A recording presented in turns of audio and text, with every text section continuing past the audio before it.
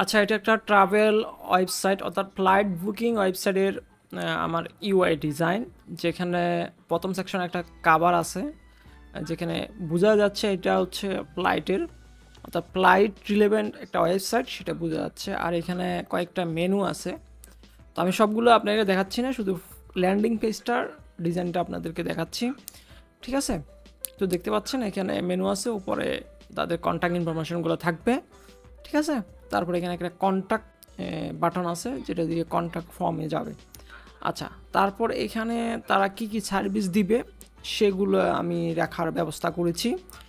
তারপর হচ্ছে এখানে আমার ওরা কোন কোন দেশে তাদের ফ্লাইটগুলো সার্ভিস দেয় সেটা রাখতে চেষ্টা করেছি এখানে। তারপর এখানে স্যাটিসফ্যাকশন অর্থাৎ তাদের যে ক্লায়েন্টের যে একটা স্যাটিসফ্যাকশনের ব্যাপার আছে সেটি তুলে ধরেছি, যে ফ্যাসিলিটিগুলো যে ওয়েবসাইটে মাধ্যমে তারা ফ্লাইট বুকিং করলে যে ফ্যাসিলিটিগুলো পেতে পারে আসলে অ্যাকচুয়ালি। তারপর হচ্ছে ক্লায়েন্টের রিভিউগুলো আমি রাখতে চেষ্টা করেছি, এখানে দেখতে পাচ্ছেন।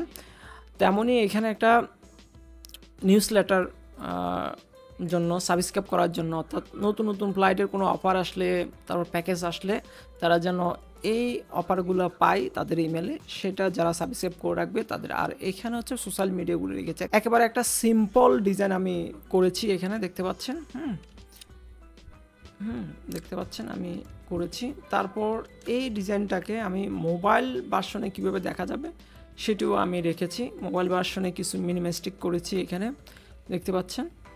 আর এই জিনিসগুলো এরকম স্ক্রল হবে, তবে এখানে প্রেজেন্টেশনের জিনিসটা মিসিং গেছে, সেটা পরে দিয়ে দিচ্ছি। তারপর হচ্ছে স্যাটিসফ্যাকশন এরিয়া, তারপর হচ্ছে ক্লায়েন্ট রিভিউ, ঠিক আছে?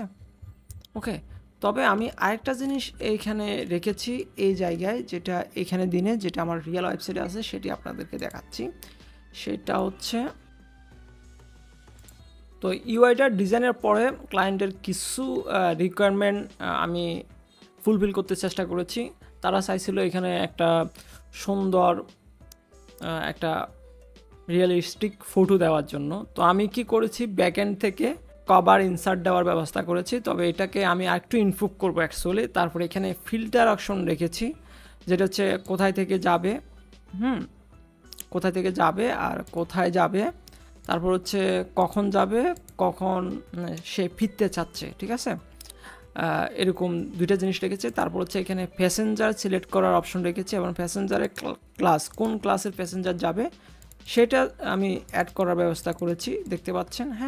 তারপর পুরো ডিজাইনটা এরকমই, এখানে আউটপুটে এরকম আসছে, তারপর এরকম দেখা যাচ্ছে।